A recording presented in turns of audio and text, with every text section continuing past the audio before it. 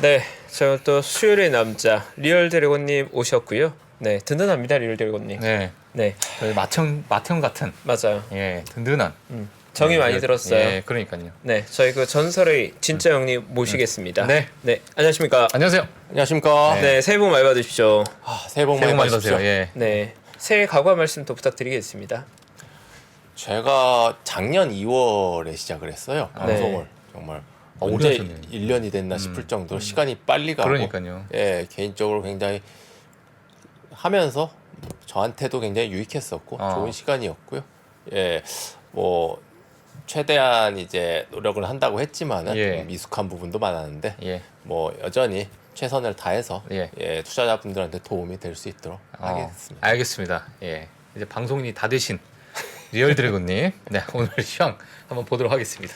어제 미국 증시부터 말씀을 드리겠습니다. 예. 어제 2023년 첫 시장이 개장을 했었고요. 시장은 좋았습니다. 중국의 이제 코로나 피크아웃 기대감하고 유럽의 이제 경기 침체 우려가 완화되면서 상승 출발을 했는데 테슬라의 4분기 실적 발표가 나오면서 테슬라와 애플 두 종목 이제 급락을 하면서 지수가 동반 하락 전환하면서 마감을 했고요. 네.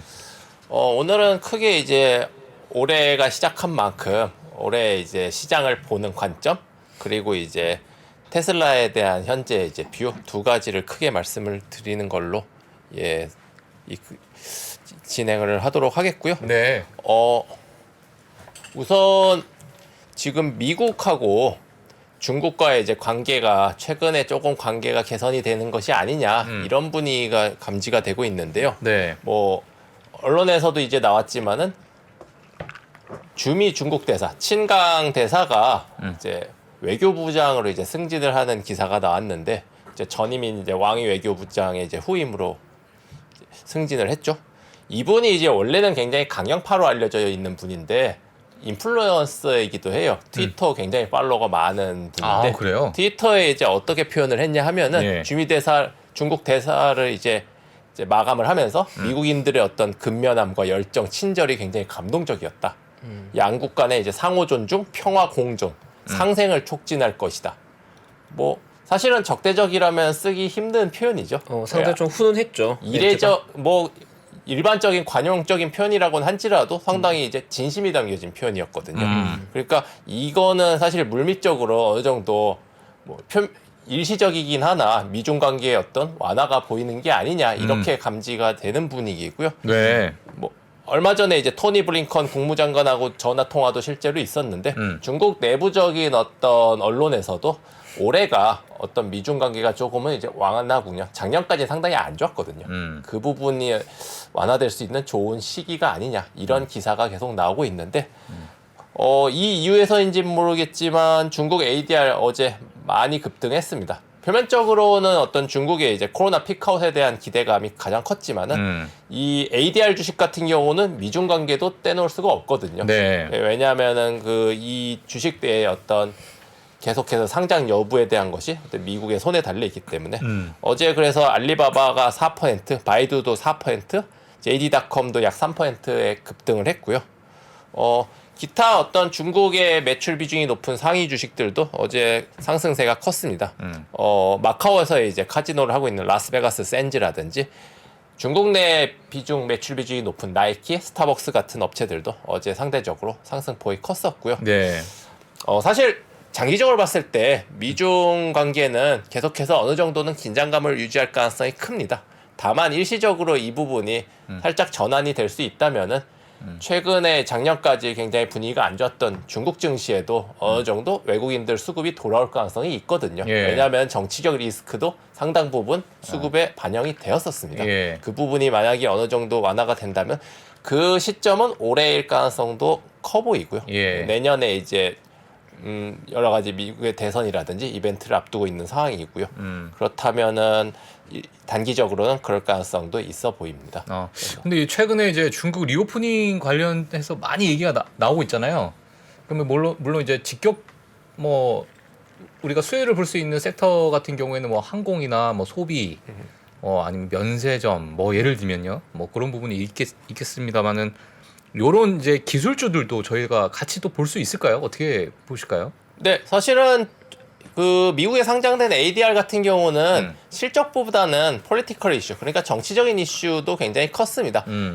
기본적으로는 중국이 어떤 그 독점에 대한 방지법, 이 부분에 대한 우려, 그러니까 이제 어떤 중국 내에서 독점적인 지위를 유지한 업체들에 대해서 어떤 정치적인 압박이 가해질 것이다. 이런 이유가 가미됐었고요. 두 번째로는 미국 내에 상장된 ADR들에 대한 미국 정부의 어떤 규제, 즉 결과적으로는 상장 폐지까지 갈 수 있다. 이 우려 두 가지가 있었는데 이 부분이 두 가지가 완화될 수 있다면은 기본적으로 실적이 나쁘지는 않았었어요.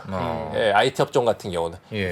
그러니까 이제 여행주라든지 경기 소비재 같은 경우는 코로나의 직격탄을 맞았지만은 예. IT 업종 같은 경우는 조금 별개였었거든요. 예. 그러니까 이 부분이 오히려 더 큰 수혜를 받을 수 있다. 그러니까 가격적으로는 밸류에이션이 상당히 할인돼 있는 것이 사실이기 때문에 네. 이 부분도 어떤 중국 쪽에 관심 있는 분들이라면은 반드시 살펴봐야 될 부분이라고 생각을 합니다. 하나만 더 여쭤보겠습니다. 예. 혹시 내가 중국 주식을 사고 싶어요. 그러면은 그 항생이나 거기 있는 그러니까 중국 본토에 있는 중국 주식을 사는 게 더 좋을지, 아니면은 뭐 만약에 같은 뭐 알리바바다 치면 미국에 상장돼 있는 알리바바를 사는 게 더 좋을지, 뭐 보통 뭐 어떻게 하는 게 좋을까요? 중국 주식을 내가 좀 한번 좀 관심 있게 보는 사람들. 예. 사실은 그 ADR을 상장하는 이유는 예. 이제 미국 쪽, 예를 들어서 미국인 투자자 입장에서는 예. 본토에서 거래되는 본국에서 뭐, 그쵸, 거래되는 연결돼 ADR을 있으니까. 사는 것이 편하죠. 예. 본인 자국 통화로 매수를 할 수가 있고. 근데 이제 한국 입장에서는 예. 둘 다 같은 외국이니까. 외국 시장이고 시간대는 오히려 중국 시장이 더 맞습니다. 아, 오히려. 왜냐하면 그렇군요. 시차가 그쵸, 있기 때문에 그쵸, 그쵸. 미국 같은 경우는 우리와 반대의 시간대에서 거래를 해야 되는 부분이고 중국은 뭐 거의 시차가 없는 나라잖아요. 그렇다 보면은 동일한 주식을 산다 하면은 굳이 중국 쪽을 외면할 필요는 없는 거죠. 내가 둘 다 같은 회사를 산다. 예. 예. 그렇게 보면 될 것 같고요. 예. 다만 이제 내가 사는 그 국가는 어쨌든 통화가 다른 거기 때문에 내가 특정 통화에 대한 어떤 강세를 희망을 한다거나 혹은 전망을 한다면 그쪽 통화를 사는 게 당연히 유리하겠죠. 예. 그래서 기본적으로는 어느 회사를 사다 동일하지만은 예. 예.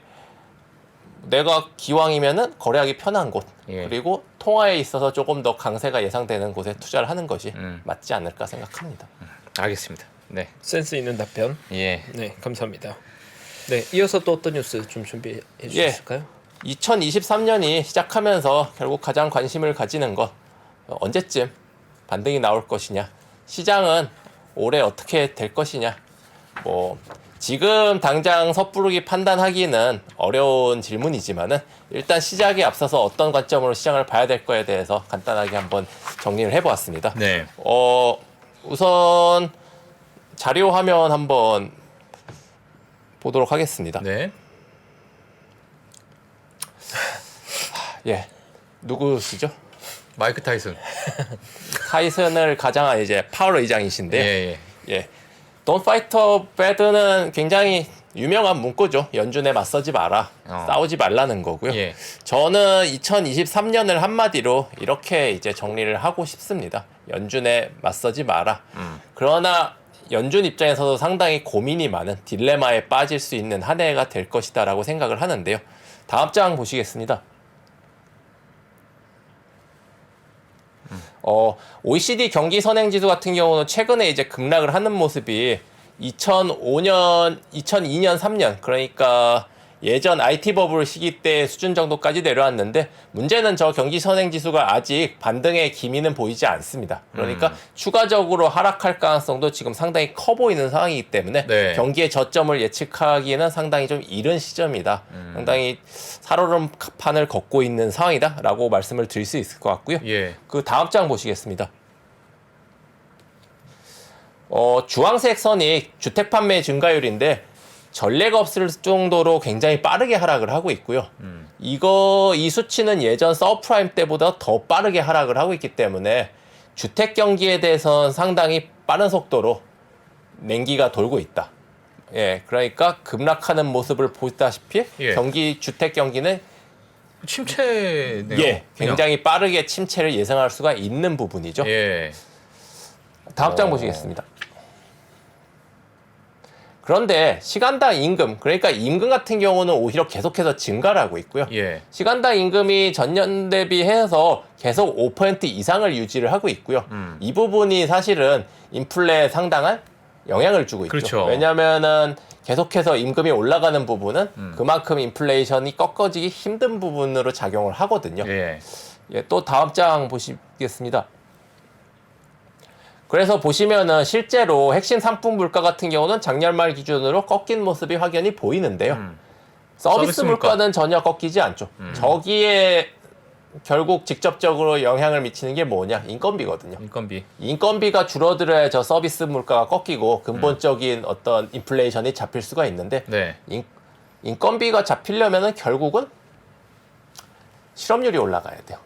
결국 결론은 그렇게 도달이 되는 그럼 실업률이 부분이고요. 올라가면 경기 침체가 올 가능성이 높고. 그래서 이제 예. 방금 자료에서 보시다시피 주택 경기라든지 경기 선행 지수를 봤을 때 예. 경기 침체 시그널이 빠르게 감지되고 있는데 여전히 타이트한 고용 시장, 그로 인한 스티키한 인플레이션이 예. 여전히 살아있다. 여기서 연준의 딜레마가 생기는 거예요. 근데 그저 고용 시장을 저도 이제 뭐 많이 좀 고민을 해봤는데 저게 코로나 때 이제 너무 급격하게 많아진 어떤 일자리 때문에 그 과정을 소화하는 그런 단계가 아닌가. 지금 너무 이제 짧은 한 2년밖에 안 됐잖아요. 사실 어찌 보면. 그래서 지금 고용 시장을 뭐 이렇다 저렇다라고 또 우리가 정의를 할 수 있을까라는 생각을 저는 좀 해보거든요. 뭐 어떻게 봐야 될까요? 가장 큰 전제는 현재 경기에 비해서 음. 인력이 부족한 게 팩트입니다. 예. 그러니까 결국은 일자리가 수요에 못 미친다는 거거든요. 공급이 부족하기 때문에 일어나는 거고요. 예. 결국은 연준이 최종 목표는 뭔가요? 물가 안정. 물가 안정이죠. 네, 2%대. 물가 안정이 되려면은 결국은 실업률이 올라가는 수밖에 없어요. 현재 상황에서. 예. 실업률이 올라가려면은 그 기업들이 고용을 안 하고 구조조정을 해야 됩니다. 즉 기업들의 실적이 나빠져야 되거든요. 예. 기업들의 실적이 나빠진다는 게 뭔가요? 경기 침체죠. 결국은 시간이 들어서라도 연준은 계속해서 본인들의 최종 목표인 물가 안정을 계속해서 이끌기 위해서 네. 긴축하고 고금리를 그것도 상당 기간 유지를 할 수밖에 없다는 거죠. 이 최종 목표인 물가 안정에 다다르기 위해서는 결국 그 앞에 끝에 있는 것은 경기 침체가 올 수밖에 없는 거죠. 꼬리에 꼬리를 물고서. 예. 그렇다면은 우리의 어떤 기대는 결국은 빠르게 안정화되고 연준이 금리를 인하하고 다시 주가가 올라가는 것이 가장 모두가 이제 기대하는 상황인데 2023년은 적어도 우리의 기대 이상으로 어느 정도 험난한 길을 예상을 할 되지 않느냐. 네. 현재 지표는 그렇게 설명을 하고 있어요. 네. 예. 알겠습니다. 그러니까 결국은 지금 과거에도 비슷한 사례들이 많이 있었던 것이 시장에서 이제 기대치가 있다 보니까 해석을 하는 거죠. 입맛에 맞게 해석을 하는 거죠. 연준에서는 파월 의장 같은 경우는 계속해서 확고하게 본인의 목표를 제시를 하고 여기까지 의견을 얘기를 했는데 시장에서는 이제 속된 말로 희망 회로를 돌려오는 거죠. 아, 금리 인하 좀 더 빨리 하지 않을까? 예, 뭐 그렇게 주가를 많이 낮추지 하겠어? 이런 식으로 이제 계속해서 좋은 쪽으로 생각을 하는데 어떤 지표를 봤을 때는 그렇게 단순하게 생각할 상황은 아니라는 점. 예, 조금 더 조심스럽게 봐야 된다. 그러면 정말 이제 뭐 예를 들면 정말 가볍게 정말 얕은 경기 침체 잠시 들어갔다가 다시 올라간다고 생각하시는 것보다는 좀 깊고 조금 시간은 스티키하게 조금 더 걸릴 것이다. 예, 그렇게 보시는 거죠. 왜냐하면은 네. 말씀드린 것처럼 이 경우에는 경기 침체가 아주 약하게 온다는 거는 계속해서 고용이 유지된다는 건데 인플레이션이 안 잡힌다는 거거든요. 예. 그렇다면 여기서 괴리가 생기는 거죠. 예. 예. 근데 과거에도 그래서 금리 인하를 했다가 다시 인플레이션 다시 올라가가지고 다시 또 금리 인상 때려가지고 그런 적 있었잖아요, 과거에. 맞아요. 예, 근데 그 그랬던 부분도 지금 계속 언급이 많이 나오고 있는 상황이더라고요. 뭐 그렇지만은 지금 같은 경우는 연준의 어떤 더 이상 쓸 수 있는 카드가 많지 않다는 부분. 그러니까 금리 인하 카드라든지 양적 완화 카드를 쓸 수가 없다는 부분이 예. 지금의 이제 가장 큰 문제라고 볼 수가 있는 거죠. 결국은 가지고 있는 카드는 금리 인상밖에는 없는 상황이다 보니까 결국은 진짜 뭐 방법이 없네, 2023년은 정말. 예. 뭐 한 해도 상당히 인내심을 가지고 예, 이어야 될 것 같습니다. 예, 알겠습니다. 자, 저희 오늘 뭐 특징주도 한번 볼까요? 어제 테슬라가 많이 밀렸던데요. 아, 테슬라. 네. 야, 이거 진짜 이건 충격적이었어요. 처음 봤습니다, 진짜. 제가 지난 방송 2주 연속으로 사실 테슬라를 언급을 해서 예. 이번에도 말씀드리기는 좀 그렇긴 한데 어제 또 상황이다 보니까 설명을 안 드릴 수가 없을 것 예. 같아요. 어제 주가 하락의 원인하고 향후 전망에 대해서 설명을 드리겠습니다. 그 어제 12.24% 하락한 108.1달러 마감을 했고요. 4분기 차량 인도량이 예상치를 하회하면서 주가가 급락을 했습니다. 4분기 인도량이 40만 5천 대로 발표가 되면서 블룸버그 컨센서스인 42만 대를 이제 하회를 했고요. 이로 인해서 2022년 작년도 총 인도량은 131만 대를 기록을 했는데 이게 2021년 대비 즉 YY 기준으로는 약 40% 정도 상승을 한 수치죠. 원래 예상 목표치는 플러스 50% 그러니까 전년 대비 50% 상승이었고요. 이렇게 생각하시는 분들이 있으세요. 50%를 목표로 하다가 40% 상승한 거면은 아니, 왜 50% 잡은 거예요? 한 20% 잡지 그냥. 그랬으면 이제 주가가 거기까지 안 올라갔겠죠. 아마. 아, 그래요? 예. 그냥 애초에 20% 잡고 40% 나오면 막 쫙쫙쫙쫙 올라갈 수 있는데 답답하네 진짜. 일단은 40%도 물론 적은 수치가 아니지만 예. 시장이라는 건 언제나 이 부분을 선반영하는 겁니다. 50%가 나온다는 거는 올해 2023년 그리고 내년까지 계속 50%가 나올 수 있다는 희망이 주가에는 부여가 됐던 거고요. 작년에 이 부분에 대해서 컨센서스가 깨지면서 올해 내년까지 추가적인 하락이 다시 예상이 되는 것. 그러니까 그전에는 계속해서 실적을 더하던 것이 이것이 이제 기스가 나면서 네. 올해 내년 오히려 목표치보다 더 삭감을 하게 되는 그러니까 밸류에이션이 할인이 될 수밖에 없는 상황이었고요. 거기다가 이제 주가가 어느 정도 오버슈팅을 했던 부분도 있다 보니까 상대적으로 타 업종에 비해서 하락폭도 클 수밖에 없었던 상황입니다. 우선 이번 실적 부진으로 인해서 네. 올해 예상 실적하고 EPS의 조정이 불가피한 상황이고요. 회사마다 이제 목표치는 조금씩 다른데 골드만삭스의 예상 EPS인 이제 3.5달러를 가정한다면은 네. 현재 주가가 12개월 포워드 PR로 약 30배 정도가 나옵니다. 어. 그러니까 처음에 가정했던 거는 한 25배 내외였거든요. 예. 그러니까 올라갔죠. 참고로 현재 중국에서 압도적 1위를 달리고 있는 BYD가 24배에서 25배 정도 됩니다. 그렇다면은 테슬라가 비싼 거냐? 이 부분에 대해서는 의견이 엇갈릴 수밖에 없죠. 왜냐? 그러네요. 예. BYD 같은 경우는 여전히 영업이익률이 4% 정도밖에 안 나는. 그러니까 전기차 업체 중에서는 상당히 이제 크게 성장은 하고 있지만은 두 자릿수 영업이익률을 내고 있는 테슬라하고는 아직 현격히 차이는 나거든요. 그러면은 영업이익률 거의 3배를 내고 있는 테슬라가 고작 PR을 이 정도 더 받는 게 합리적이냐? 이 부분에 대해서는 뭐 의견이 다 엇갈릴 수 있고요. 어제 실적이 이제 나오면서 주요 IB들이 일제히 이제 테슬라에 대한 코멘트가 있었는데 네. 온도차가 상당히 컸습니다. 몇 개 주요 업체만 설명을 드리면은 네. 우선 골드만삭스 같은 경우는 매수 의견 바이 유지를 했지만은 목표가는 낮췄습니다. 주 235달러에서 205달러로 낮췄고요. 인도네스가 컨센서스를 하회했지만은 장기 투자 전략에 영향을 줄 정도는 아니다. 실적 전망은 이제 하향을 해야겠지만은 장기적으로 동사의 어떤 입지가 견고하고 타 전기차 업체 대비해서 여전히 유리한 펀더멘탈과 재무 상태를 있기 때문에 장기적인 투자는 계속해서 유지를 해야 된다라고 바이 의견을 제시를 했고요. 네. 반면 JP모건 같은 경우는 비중 축소 의견을 제시하면서 목표 주가도 낮췄습니다. 기존 150달러에서 125달러로 낮췄고요. 4분기 인도다 대수 자체는 그렇게 나쁜 것이 아닌데 문제는 이걸 달성하기 위해서 상당 폭의 프로모션을 진행했다는 부분이거든요. 이 말은 결국 2023년 올해도 생산 대수를 끌어올리기 위해서 어느 정도 출혈 경쟁을 할 수밖에 없다는 부분이고요. 그렇다면은 지금 아까 말씀드렸던 두 자릿수 영업이익률을 지킬 수 있느냐 이 부분에도 의문이 생기는 거죠.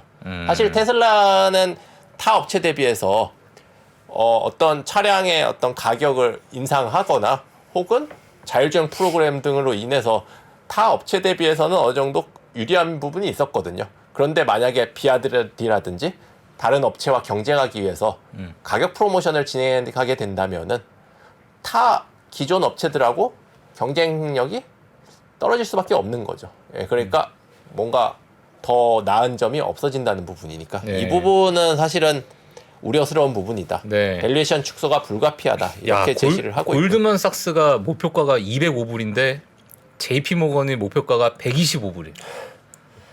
차이가 엄청 심하죠. 아니 뭐 이거 뭐 한 10불, 20불은 뭐 그렇다 쳐도 80불 차이가 나거든. 이거는 테슬라 같은 경우는 업체별로 극명하게 차이가 나는 목표가가 가진 회사 중에 하나고요. 예. 강하게 코어를 외치는 업체 중에서 $300 이상을 제시하는 곳도 있습니다. 뭐 코엔이라든지. 예. 뭐 그러니까 불리시하게 보는 업체는 지금 가격에서는 3배 이상의 예, 추가 상승 여력이 있다고 보는 거고요. 사실은 어디에 초점을 맞추느냐에 따라 다른 거죠. 예. 어떤 이제 안 좋게 보는 보수적으로 보는 업체 같은 경우는 현재 자율주행 소프트웨어에 대한 가치를 0으로 보는 상황이거든요. 결국은 오직 판매 대수로만 이제 계산을 해서 목표 네. 주가를 반영한 거고요. 불리시하게 보는 업체들 같은 경우는 자율주행, 기타 다른 비즈니스 분야까지 다 합산했을 때 현재 밸류에이션이 말도 안 된다. 이런 의견이기 때문에 네. 사실 어디가 맞다라고 볼 수는 없는 겁니다. 알겠습니다. CT 같은 경우는 $176 제시하면서 중립 의견을 제시했는데요. 그 현재 부정적 주가는 전망은 이미 다 주가에 반영이 돼 있다. 다만 주가 반등을 위해서는 결국 이익률이 증명이 돼야 된다라고 했는데 이렇게 정리를 할 수 있을 것 같습니다. 결국은 올해 뭐 기준금리라든지 시장 여건을 감안했을 때 어떤 극적인 판매 대수의 증가를 기대하기는 힘든 상황이라고 보여집니다. 네. 그거는 맞는 사실인데 네네. 다만 동사의 핵심 가치는 결국은 자율주행이거든요. 자율주행과 기타 소프트웨어라든지 비즈니스 부분 여러 가지 전개하고 있는 보험 사업이라든지 에너지 저장 탱크라든지 이런 부분에 대한 가치가 지속적으로 발전할 수 있는지 부분 이 부분을 다시 한번 점검해야 할 좋은 시점이 아닐까 저는 지금이? 생각을 하고요. 오히려 좋은 만약에 시점이다. 이 부분에 대한 이제 확신을 계속 가져갈 수 있다면은 네. 우리가 이제 많이 이제 들어온 거잖아요. 주식을 살 수 있는 가장 좋은 시점은 쌀 때다. 그렇게 본다면은 현재 낮아진 밸류에이션이 장기 투자자들에게는 어찌 보면 돌이켜 봤을 때 굉장히 좋은 굉장히 좋은 좋은 위치다. 시점이 될 수도 있다는 부분이죠. 그래서 그 굉장히 좋은 위치다를 지금 1년째 듣고 있어가지고 굉장히 좋은 위치가 1년째 들으면 어디가 진짜 좋은 위치인지 자 그런 상황입니다. 아, 예. 개론상이죠. 알겠습니다. 그리고 애플도 어제 많이 변동성이 컸더라고요.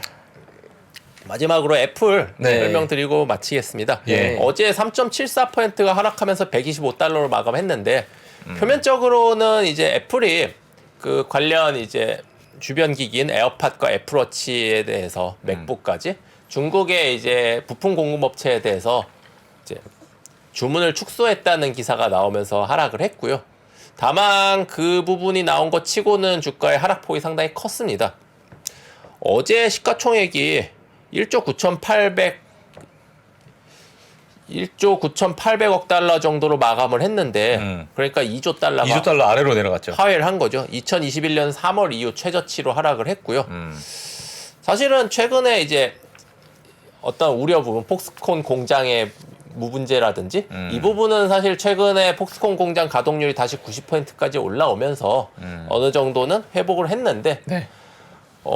지금 현재 애플의 하락은 개별 기업의 어떤 리스크라기보다는 테슬라 주가 하락으로 인한 어떤 대중국 비중이 큰 업체들에 대한 어떤 우려감이 선반영이 된 것이 아니냐. 또 하나는 올해 전체 시장에 대한 어떤 쉽지 않은 환경을 고려했을 때 이 부분에 대한 물량이 1등 주식인 애플에서 매도 물량이 전반적으로 좀 많이 나온 것이 아니냐. 이래저래 애플이 한 3% 빠지면은 전체적인 시장에 대한 어떤 시그널로 봐야 될까요? 뭐 어떻게 봐야 될까요? 아니, 그 부분도 무시를 할 수는 없을 것 같고요. 예. 왜냐하면은 쉽게 말해서 S&P 혹은 전체 지수를 이제 대표해서 애플 매도를 넣는 방식도 있거든요, 네. 사실은. 그렇다면은 올해 시장 자체를 상반기에는 적어도 조금 보수적으로 보는 물량이 나올 수 있다는 부분. 그리고 어떤 최근에 아이폰의 출하량이라든지 여러 가지 분위기가 올해는 애플 입장에서도 상당히 도전적인 한 해가 될 수 있다는 부분이 네. 최근에 이제 분위기가 감지가 되고 있고요. 네. 이 부분을 반영을 한 것이 아닐까 생각을 합니다. 알겠습니다. 네, 자 어제 뭐 테슬라 애플 뭐 많이 빠졌는데 자 오늘 또 저희 이진용 선임 매니저님께서 네, 자세하게 또 설명해 주셔서 감사드리고요. 다음 주에 네 저희 또 모시도록 하겠습니다. 네, 네 지금까지 미래에셋증권 이진용 선임 매니저님이셨습니다. 감사합니다. 감사합니다. 네. 감사합니다. 안녕하세요. 저 김프로 김동환입니다. 올해도 많은 분들이 우리 청년들의 자립을 지원하기 위해서 3프로 다이어리를 구매해 주셨습니다. 그 따뜻한 마음에 저희가 보답하기 위해서 작은 성의를 준비했습니다. 다이어리를 구매해 주신 분들 중에 추첨을 통해서 김프로가 정말 소중하게 생각하는 그룹 NCT의 사인이 다 들어가 있는 앨범도 드리고요. 그리고 2프로와의 식사권, 정프로의 선글라스, 그리고 김효진 위원의 추천 도서 3권 등 다양한 선물을 추첨을 통해서 드릴 예정입니다. 여러 권 구매해 주시는 분들을 위해서 2024년도 다이어리에 여러분들의 이름을 조그맣게나마 새겨서 그 감사함을 기억하겠습니다. 이웃과 따뜻한 마음을 나누는 연말연시가 되길 기원하고요. 새해에도 큰 부자 되시기를 기원하겠습니다. 늘 감사드립니다.